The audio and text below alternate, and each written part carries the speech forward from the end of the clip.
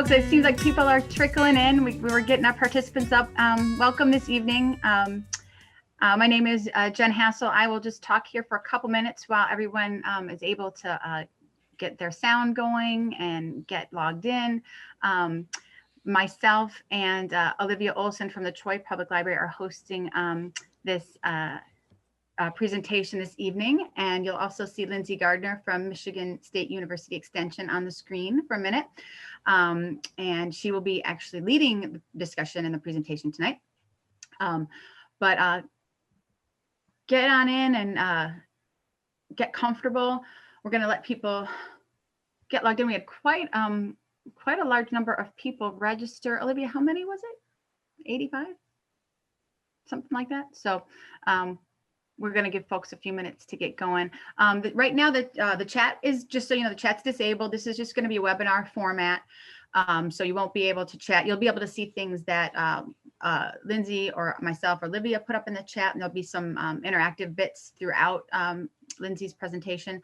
But in the meantime, the chat, or throughout, the chat will be disabled. There is, for those of you who use Zoom and you're using it on a laptop, at the bottom there is a Q&A button. If you really do have questions throughout, you can put them in there. They'll probably be answered while Lindsay's speaking. And again, there'll be some interactive portions, so you might get most of your questions answered. But if you really are dying to know something, or you feel like there's something that hasn't been addressed, feel free to put it in that Q&A. You click on that and you can pop it in there.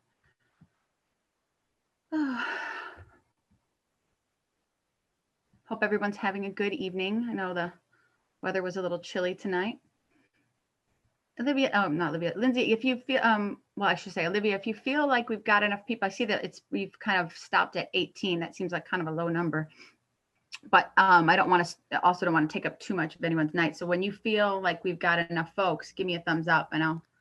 I think we can probably get started, and people will probably trickle in the next few minutes. Okay, sounds good.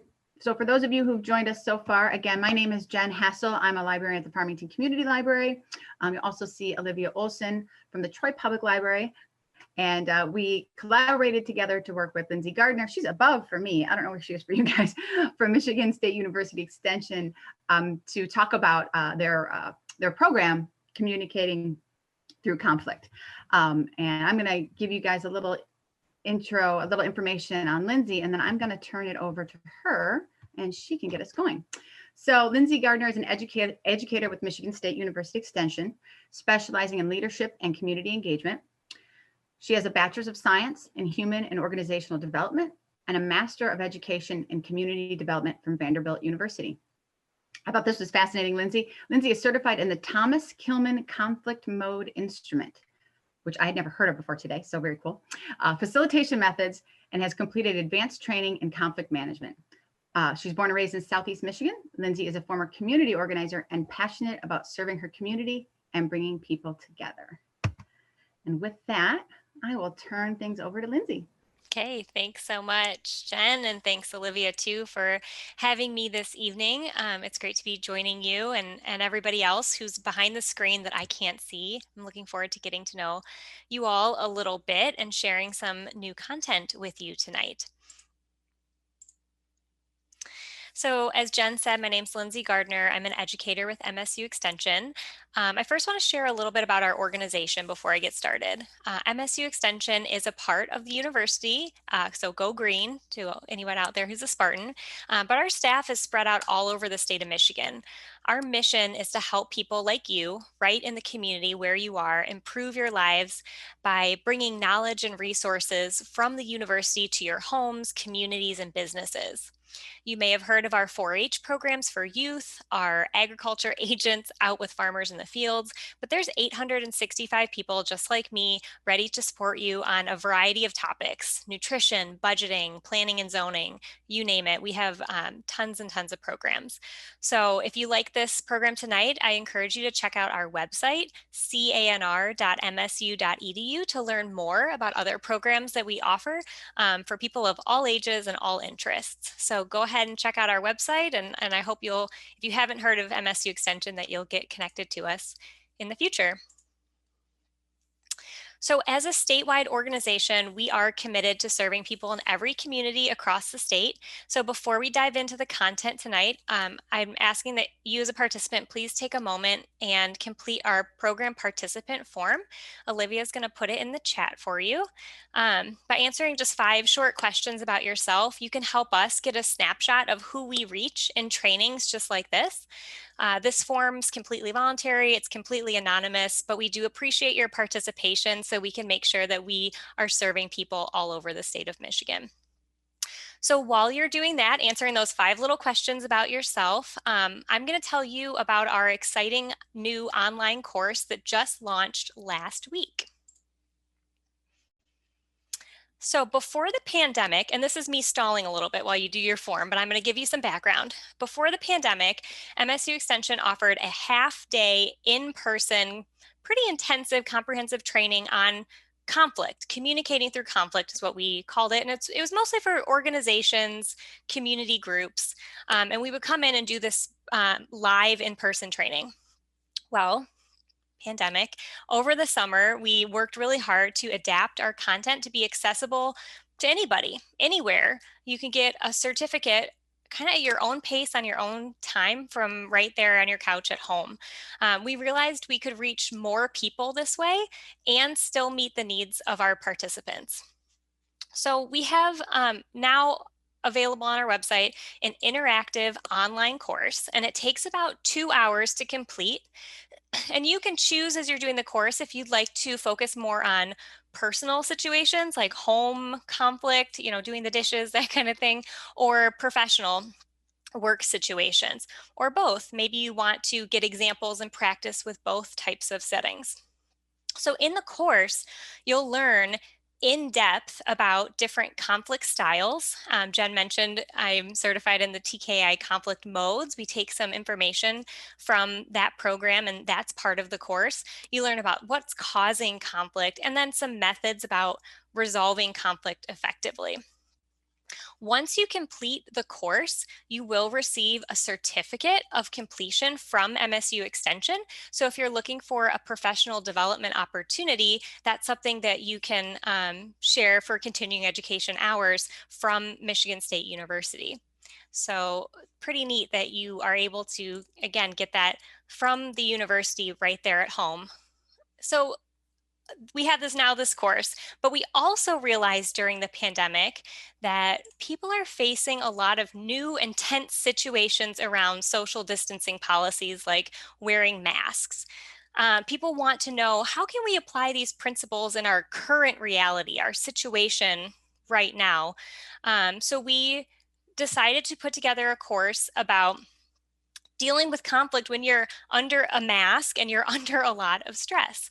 So we've created this bonus module, and it's about 30 minutes, and it includes how you can prevent conflict, how you can enforce your social distancing policies of your organization, and how you can kind of assess situations to de-escalate, and even how you can deal with conflict on social media. So this module, the second part, comes with the certificate program. If you're going to do the full certificate program, you'll get the free bonus module with it about COVID-19. If you're saying, I don't have 2 whole hours to spend, I'm already doing an hour tonight, I just want to do the COVID piece, you can also enroll in the COVID Communicating Through Conflict During COVID module separately. And that's about 30 minutes it takes about 30 minutes to complete. And it's great for employers. So if you manage people at your job, you might want to enroll your staff so that everyone at your organization can respond both safely and consistently if you have conflict situations at your place of business.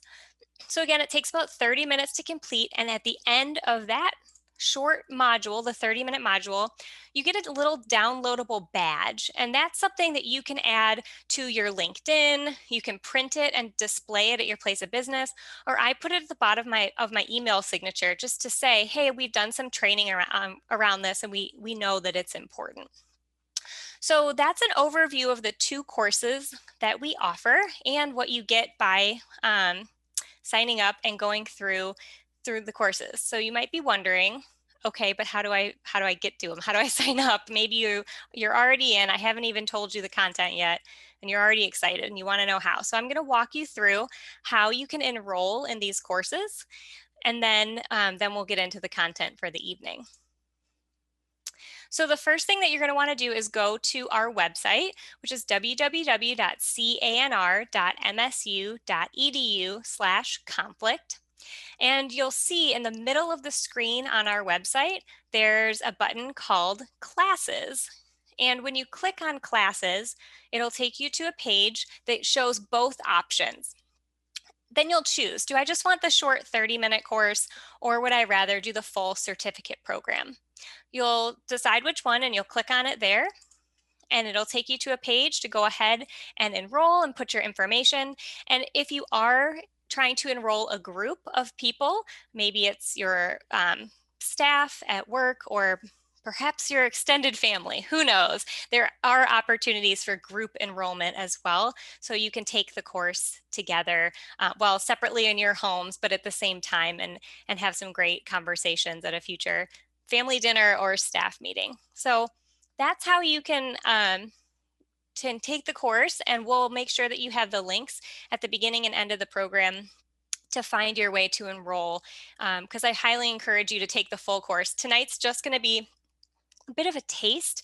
I've picked some of my favorite things to share with you tonight, but no, there's certainly more in the course, and the opportunity to get that certificate and really demonstrate your knowledge and what you've learned from taking it. So hopefully I stalled long enough to give you a moment to do that program participant form, because I have the next assignment for you for this evening, and that's going to be for us to connect. So lucky for you, I can't see you right now. You can see me. I can't see any of you. You're behind your computers, maybe eating your dinner, laying on the couch, whatever it is. And that's fine. Stay in your pajamas where you are. But for me, I want to know what you think about this content. So we're going to use a polling software as I go along. I'm going to ask you some reflection questions, and you can anonymously respond as we go through the content, so that we can still interact even though we can't see each other. So the way we're going to do that, if everyone's ready, is we're going to go to pollev.com/MSUE311. So here's how I like to do this. You can connect one of three ways, but my favorite way is to just grab my smartphone. So I'm watching Zoom on my computer, I'm sitting back, having a cup of tea, and I grab my smartphone and I open up, let's say Safari or an internet, whatever internet browser you use, and you type in pollev.com/MSUE311. That's all you have to do. It's just a website, and then you'll be connected. And every time a question comes up, you'll see it on your phone. And just like a remote control for your TV, you'll be able to answer on here, and we'll see your responses on my screen. So you can do it on your phone, but you can also do it right there on the computer. If you like having Zoom up, you can minimize it for a second, open up a web browser. And this is all optional. This is if you want to respond to my poll. You can also sit back and watch the whole time, and that's completely fine too. But I would like to hear from you, so that's fun to get to interact a bit. Now, if you don't have a smartphone and the internet browser is kind of too much, you can also text in your responses. So you'll send MSUE311 as the message, and you'll send it to 37607. So let me give you a quick second. Grab your phone, open up another internet browser, whatever's easiest for you, or an iPad if you have that around, and type in pollev.com/MSUE311. And I think that, oh yeah, Olivia just put it in the chat for you, so you can click on that if it's easier. And I do see we had a question from Carrie. Thanks so much for sending that in. There is a cost for our online program. For the full certificate course, where you get the certificate at the end, it's $50. And for the short COVID module, it's $20. But if you have a group of 5 or more, it's only $10 a person. So we try to keep it as affordable as possible, because we want to reach as many people across the state as we can. So thanks for that question, and thanks for giving us a second to chat while people are getting connected.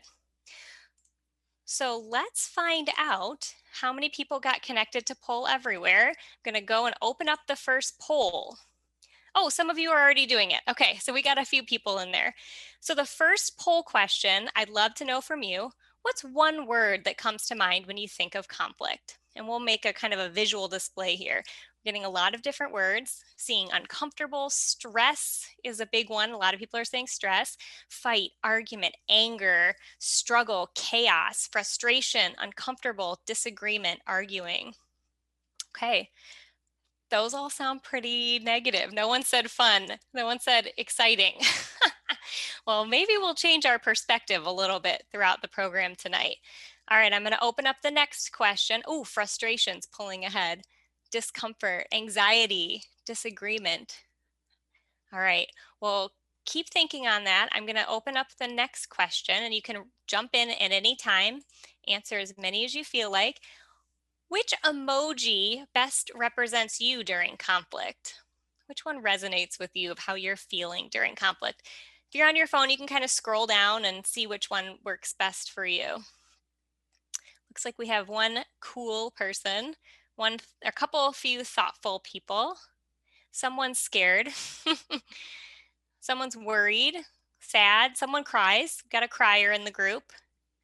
Oh, the worried seems to be pulling ahead. Some people scared. Again, no one excited. No one excited. Okay, I see. This is why we signed up tonight, because we want some new perspectives. All right, so worried seems to be the most common emotion that people on the call have when they think about conflict. But we have a variety of emotions. People come to conflict situations with their own perceptions about conflict and how they feel about it. And maybe it's different from different relationships too, depending on the situation. All right, I have one more poll question for now, and then we'll have some more later on. These are just warm-up ones. So one more warm-up one. I'd love to know, this is an open-ended question. So in just a few words, what were you taught about conflict growing up? What were some of the lessons that you learned? Maybe from parents or teachers or friends. What did you learn about conflict when you were young? Do not discuss it. Work it out. Okay, so two different perspectives there to start. Stand for what you believe. Avoidance. To avoid it. It's a common answer. Again, avoidance, a third in a row. It's very common, yeah. I'm not a fighter, but don't push me, okay? Try making peace. Avoid conflict, work for consensus. It's a pretty high standard. Nothing. Yeah, it wasn't really explicitly taught anything, baby.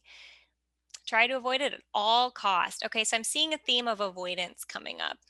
Walk away. Yeah.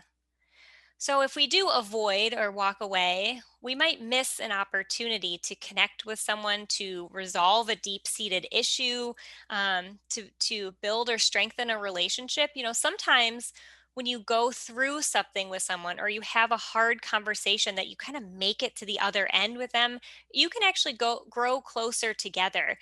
Sometimes if you avoid, then you're going to stay on the same level, and there can be like resentment and some simmering tensions. So, but if we face it head on, we can also hurt relationships sometimes too if we're too forceful.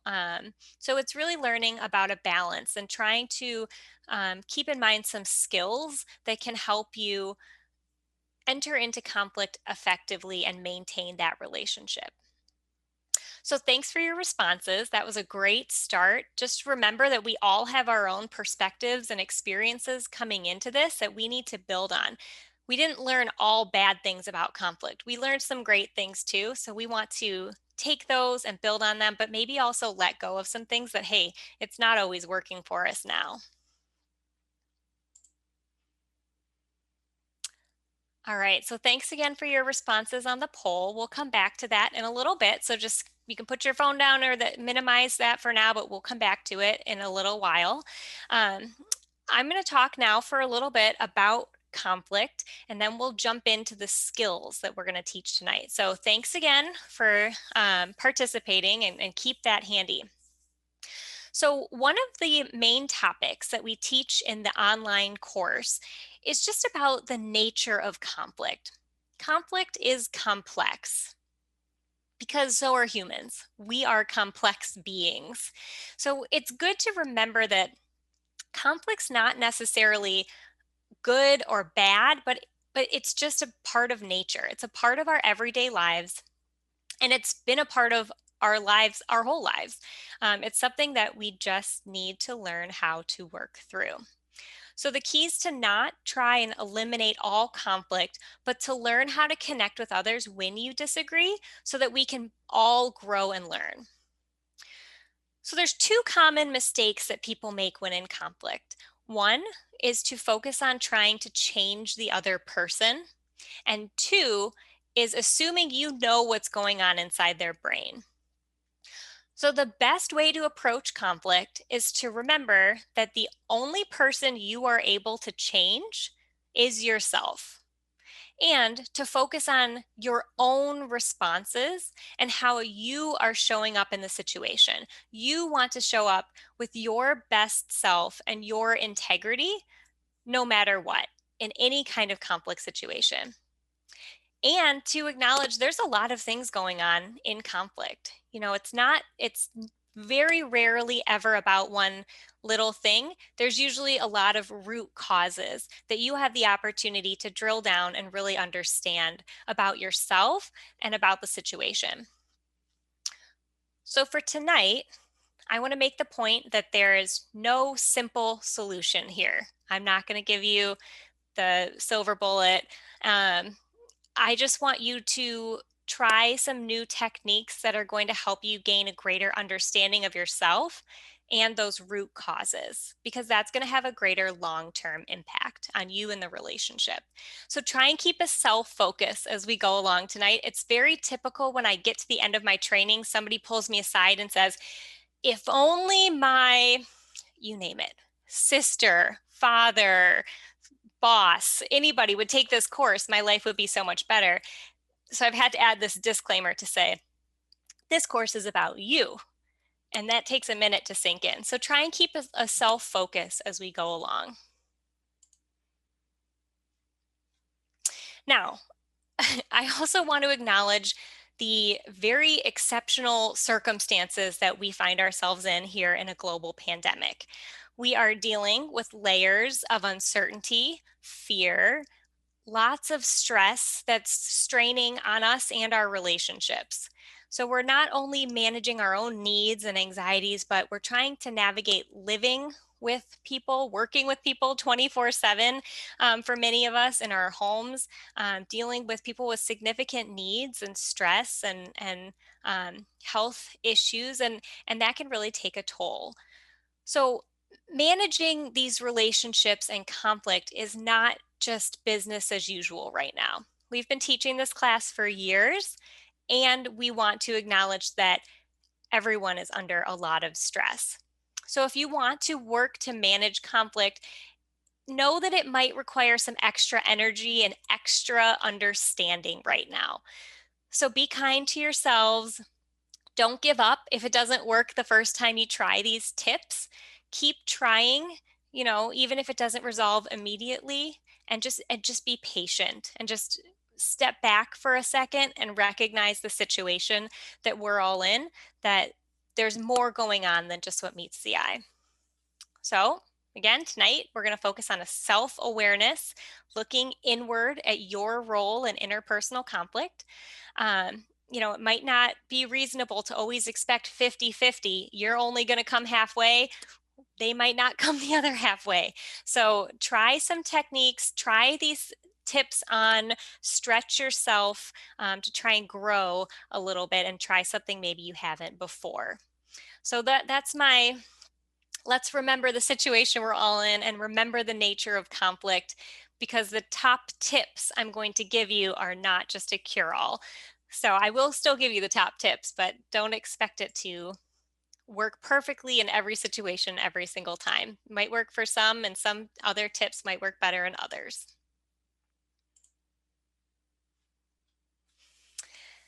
All right, so again, we're not doing the full Communicating Through Conflict program. I encourage you to take our online course, but I pulled my favorite top tips from the presentation to give you a little bit of a sneak peek, so that you can then go more in depth and learn in the online course if you like what you hear tonight. So I recommend for tonight's program that you take a moment and think to yourself of one relationship or one conflict situation in particular that you could imagine trying these techniques.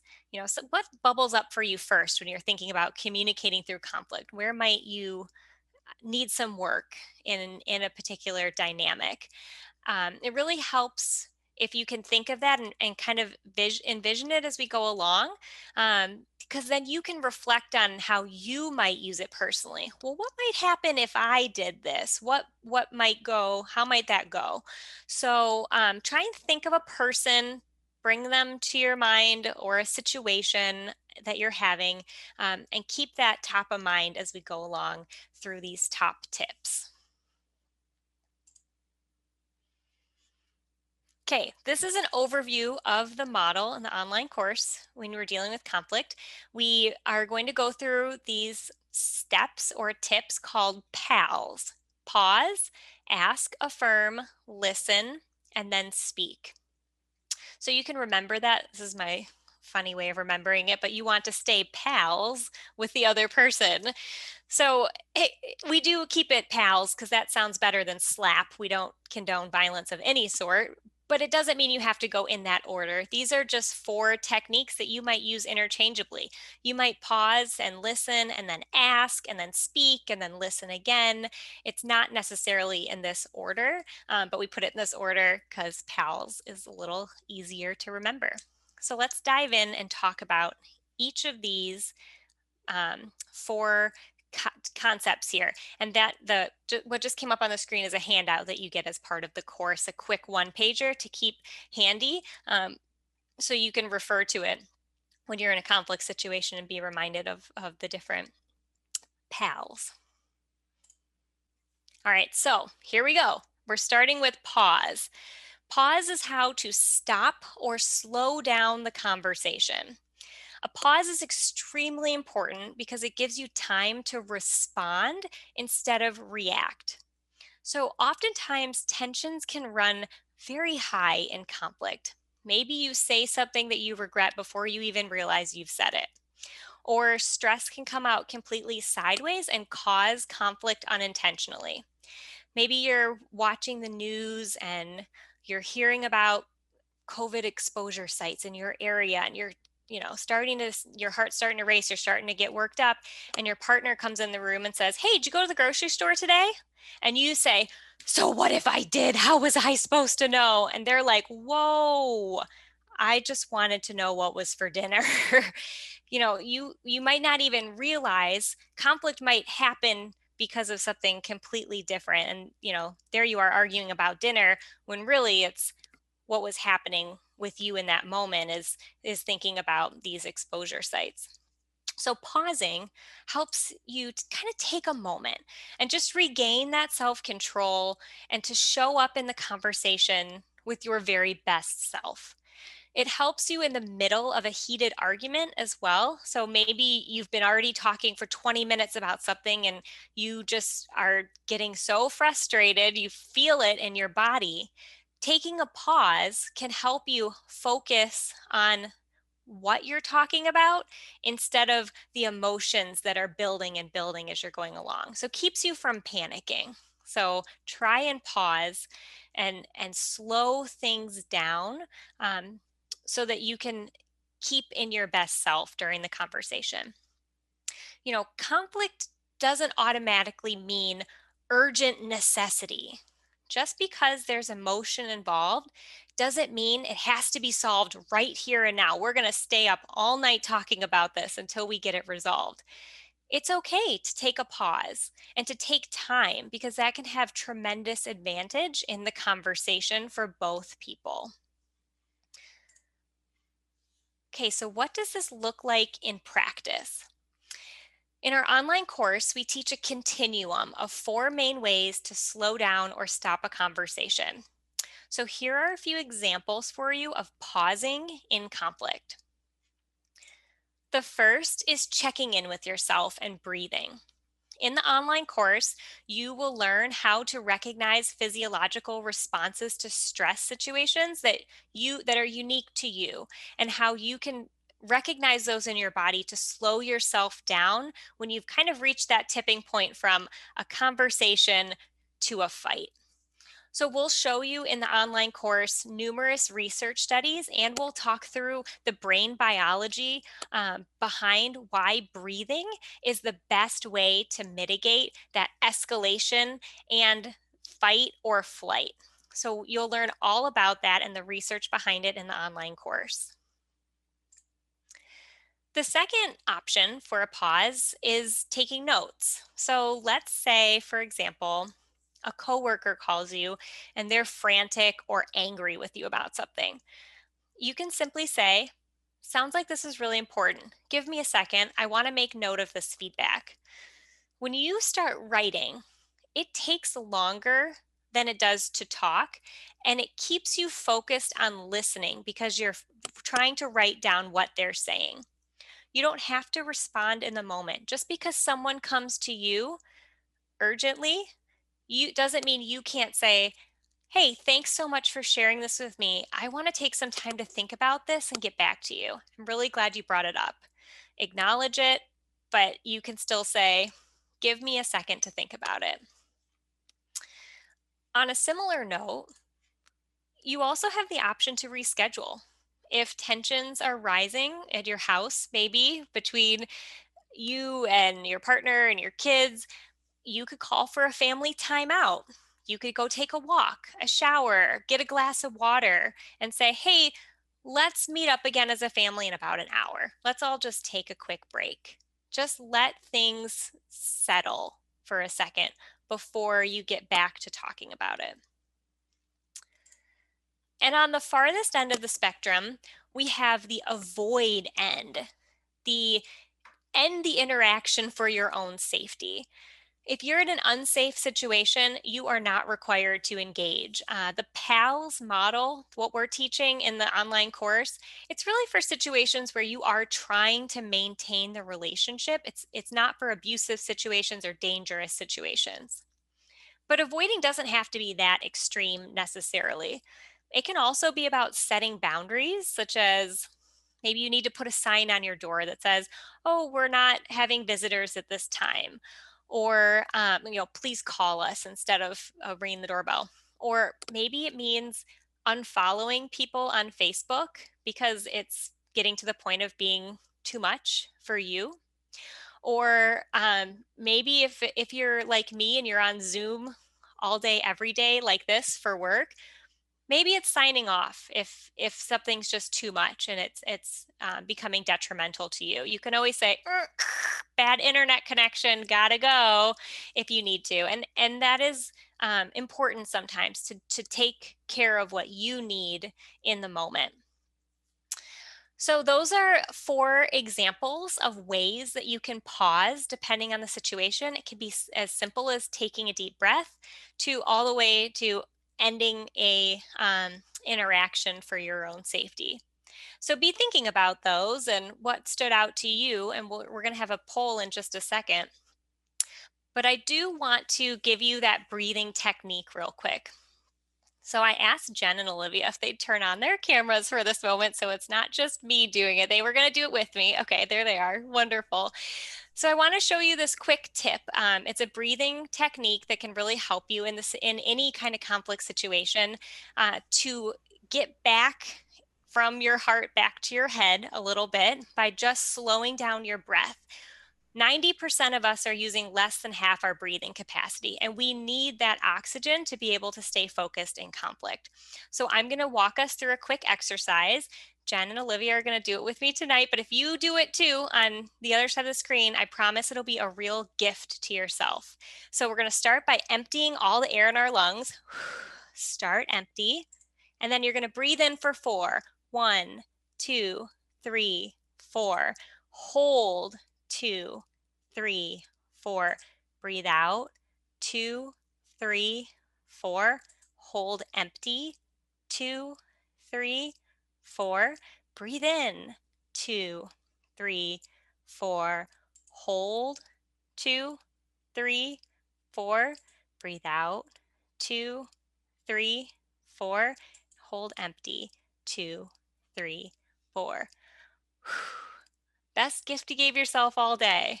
We are so busy running around and trying to take care of so many things that we forget that our bodies need that oxygen so that we can stay engaged and be in conflict. This is a great exercise that works for kids as well to help them if they're getting worked up as well. It's called box breathing. And again, we go all into the brain biology behind this and more about that technique in the online course.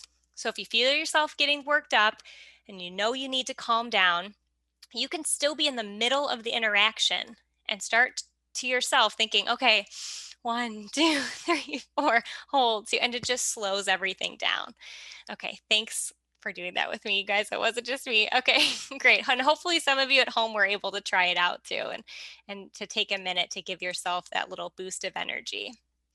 All right, so let's check back in with you all. Which of these might help you in the situation that you were thinking of? Which of them stood out to you as, hey, I think I want to try that with this person or situation next time? The poll's open again, so go ahead and answer. Which of these pausing might help you in your situation? Oh, it looks like we got someone who wants to try breathing. Oh, okay, taking notes. Taking a break, rescheduling. Okay, we have a lot of note takers in the group. That's great. That's great. Yeah, you can always circle back with someone. You can always say, wow, I want to think on this and get back to you. And sometimes that can be powerful because then they know, wow, they're going to really think about what I said. And if you remember to come back to them the next day, it can be even more meaningful than trying to come up with the perfect thing to say in the moment. It just really gives you the freedom. All right, we have somebody working on boundaries and quite the variety there. So great. Well, I'm glad you're able to apply at least one of those to your situation, and I encourage you to give that a try the next time you're in conflict. All right, we got to keep cruising because we don't have a ton of time tonight, and I have a lot of top tips to show you because I love so much of this content. So that's the P, pause. The A, the second part of PALS, is A, ask. And in this section of the online course, we teach about the importance of letting go of assumptions and getting the whole story. So I have a quick brain teaser to show you. It should show up on your poll and on the screen. But I'd love to know, when you look at that image on the screen, how many black dots do you see? You can go ahead and type it in. Again, this is anonymous, so if you're wrong, no judgment. How many black dots are you seeing on the screen? 9? 12? 11? 12? Okay, so this is kind of a trick. It's one of these brain teasers. Now people are starting to say, oh, somebody saw us 12, there must be 12. So the way, oh, there's another 9. Okay, the way that this is designed with the gray and the white and the shapes and the circles is it's really hard for the human eye to see more than one row at a time.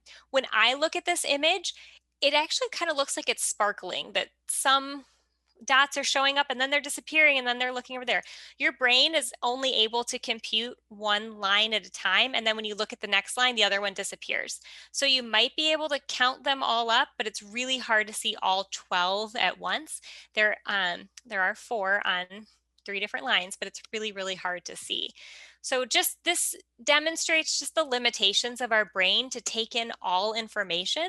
And sometimes that we have to remember that we can only see the part that we're looking at sometimes. We can't always see all the dots at once.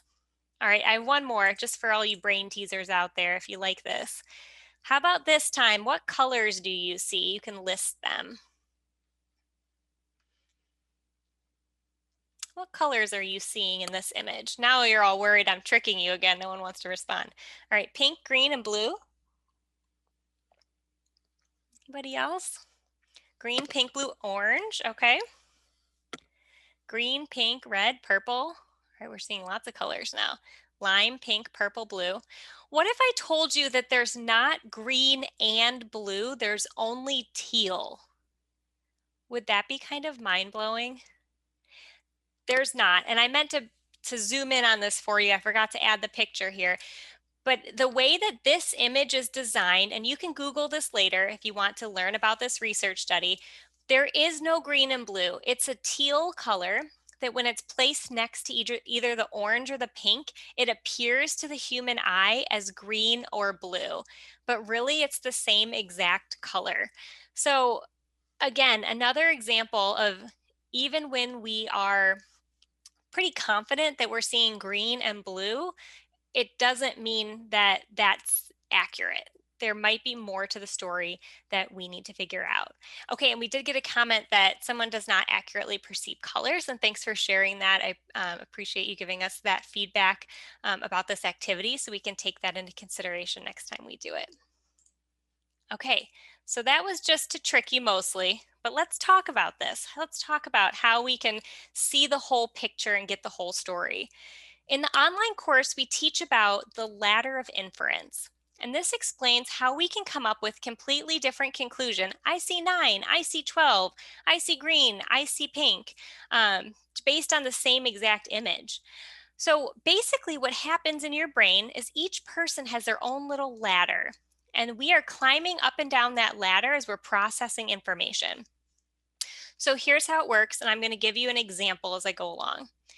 We start with observable data. What's true, what we know. So Thanksgiving's on Thursday. The CDC is recommending I stay home. Then we select facts. It's what we choose to see. So I might say, I usually get together with family on Thanksgiving, but this year I can't. Then we add meaning to those facts. We interpret them for our own understanding. This is usually based on our own worldviews, our own perspectives and experiences. So I might say, I have the opportunity to rest and I don't have to cook a huge meal or clean. Then we make some assumptions based on that meaning. Maybe I make the assumption, hey, we could all use a little peace and quiet after having to work from home and do online learning this fall. But then from those assumptions, we draw conclusions. I might say, this is going to be a zero obligation holiday. We formulate beliefs, we adopt them or generalize them. I might say, hey, maybe we should tone down all holiday traditions that cause stress from now on. Which leads me to how I behave. I might say, I'm going to order takeout food and catch up on all my shows on Thursday. Now, that's fine. You climbed up your ladder, you made your conclusions, you decided to act on it. But maybe your cousin over here is climbing up their own ladder at the same time. They start with the same information. Thanksgiving's on Thursday and the CDC is recommending I stay home. Then they say, well, there's other ways to connect besides being in person. I've been so lonely during the pandemic. I need to come up with a creative way to celebrate our Thanksgiving together. Maybe we'll do a meal drop off and have a Zoom call. Everyone is going to love my idea automatically. This is the best way we can have fun on Thanksgiving. I'm going to call up all the cousins in the family and assign them a dish and set up our Zoom call.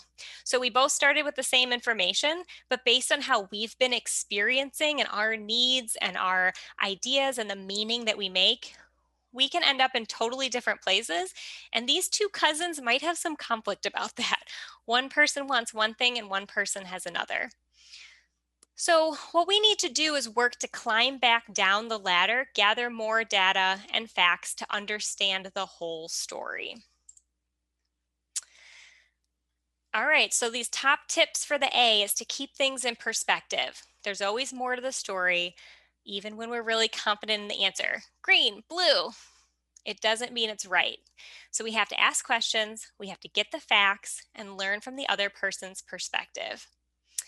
So there's a quote on there for you. We don't see things as they are, we see things as we are. So remembering our own assumptions, perspectives, what we bring to every situation.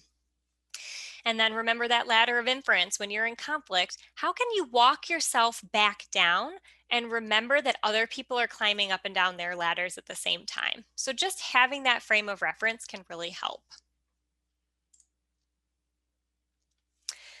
Okay, in the course, we have a whole nother section on A, which is about preserving the relationship and affirming the other person in conflict. We teach how conflict is about the facts, but it's really not all about the facts. It's not all about the data. It's also about the other person and the relationship. So I'll give you an example. Let's say one person in your family has had a change in work status. Maybe they have to work from home, maybe they had their hours cut or they got laid off.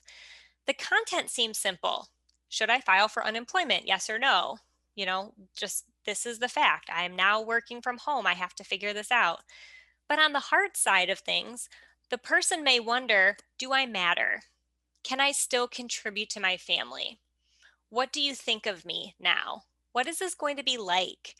So there can be some dynamics kind of underneath, like the iceberg of what's happening. There's what we see, that content piece, but there's a lot going on under the surface that we need to make sure that we understand and that we can acknowledge and affirm as part of the A. So you have to tend to both. So again, the certificate course, we have a whole section on how you can honor the person's dignity even when you disagree and maintain that connection throughout conflict.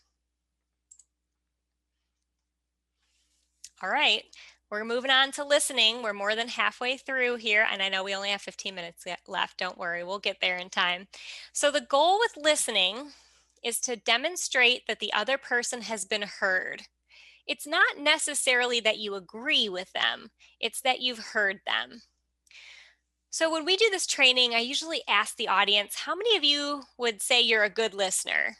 And a lot of people raise their hand. Well, I'm a pretty good listener. And then I say, okay, keep your hands raised if your spouse, employee, kid, whoever would also agree with you. And I see a lot of people go, maybe.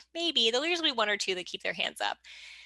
Basically, most people overestimate their ability to listen well. They think, oh, I've learned this before. Of course, I'm a good listener. I know how to listen. It's built in with 2 ears. But really, it's challenging. There's a great author, Stephen Covey, and he says, most people do not listen with the intent to understand. They listen with the intent to reply.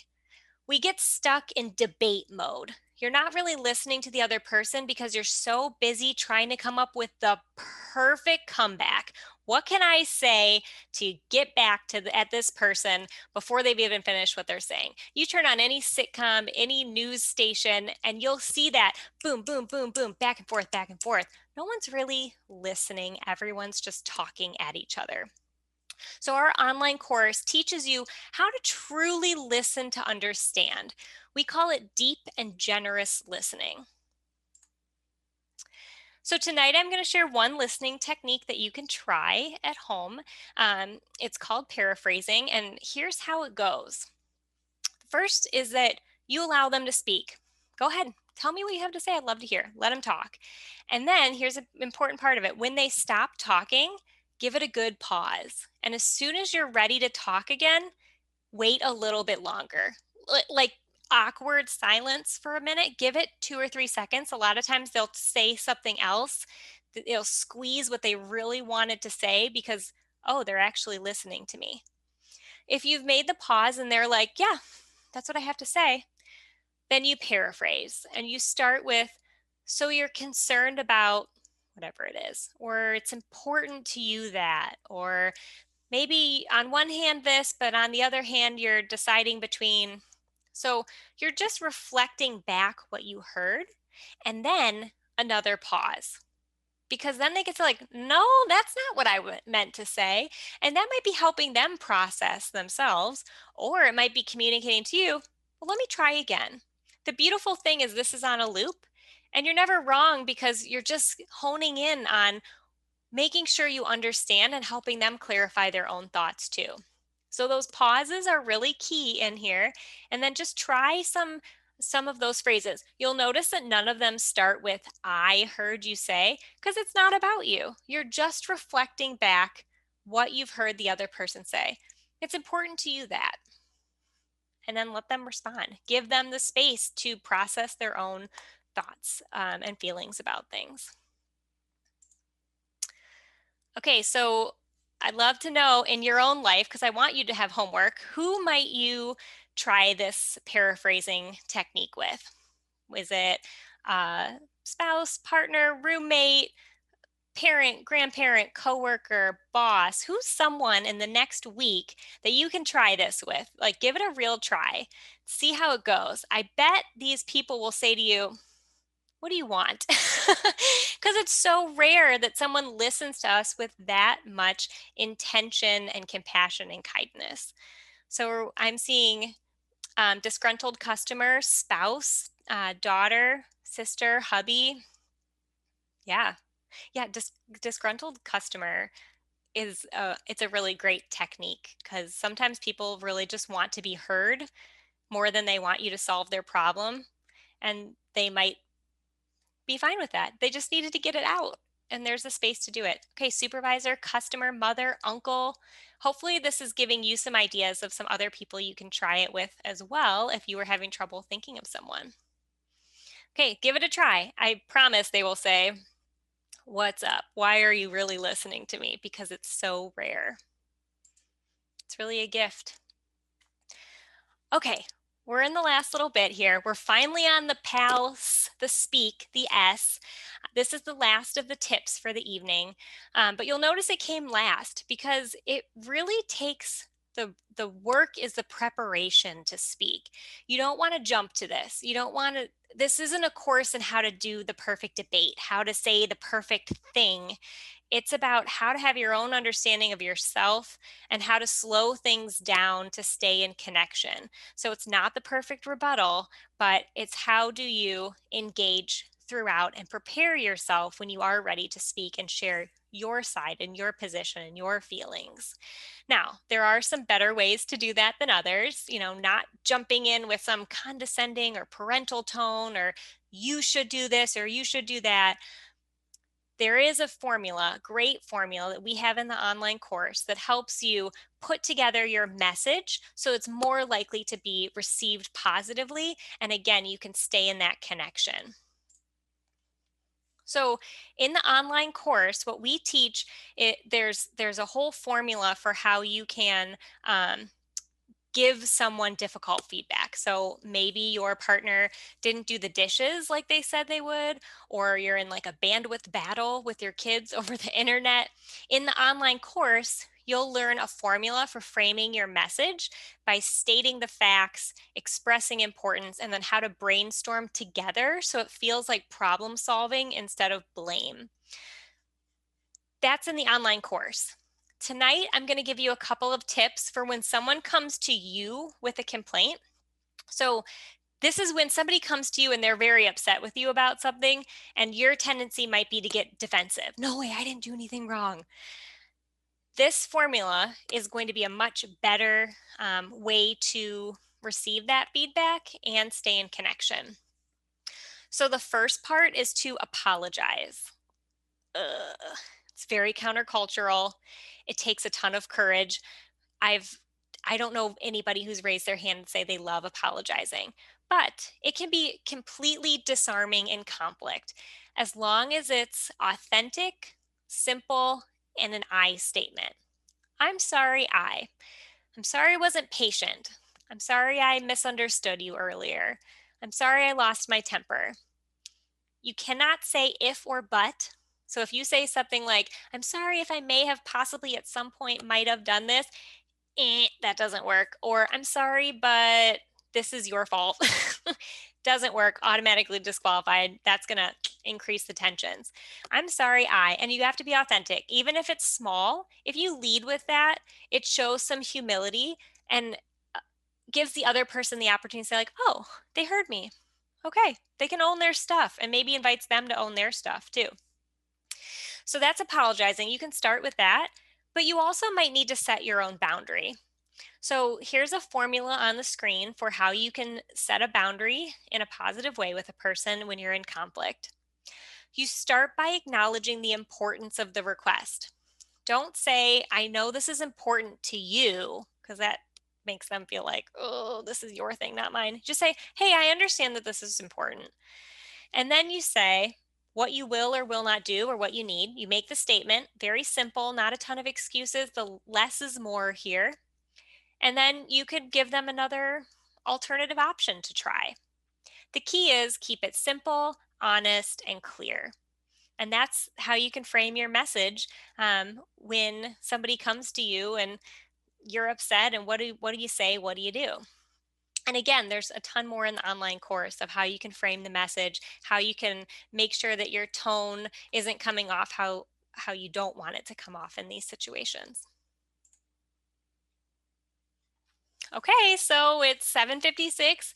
That's a quick sneak peek of the online course, Lindsay's favorite top tips from our full Communicating Through Conflict. Again, there's tons more in the course. There's opportunities for reflection, there's activities, there's scenarios where you can really practice some of these skills and take your time with it to let it sink in. And once you do the course, you can come back to it again and again if you need some help with new situations in the future. So I hope that you found a few of these tips helpful and that you're going to check out our full program and practice. Here's the link again to find our course, canr.msu.edu/conflict. And again, you could take either the full 2-hour certificate program with the tips I shared tonight and many, many more, or our short 30-minute module specifically about social distancing policies and masks. So check it out, canr.msu.edu/conflict. And I hope that some of you will join my class list here soon.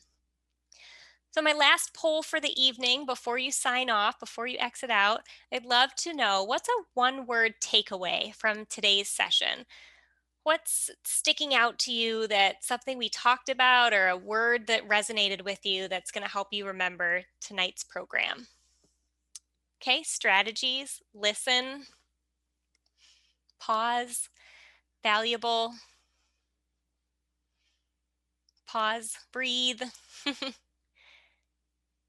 Pals, good. Somebody will remember pals. Stay pals. Peace. Yeah, peace starts with me. Peace starts with me.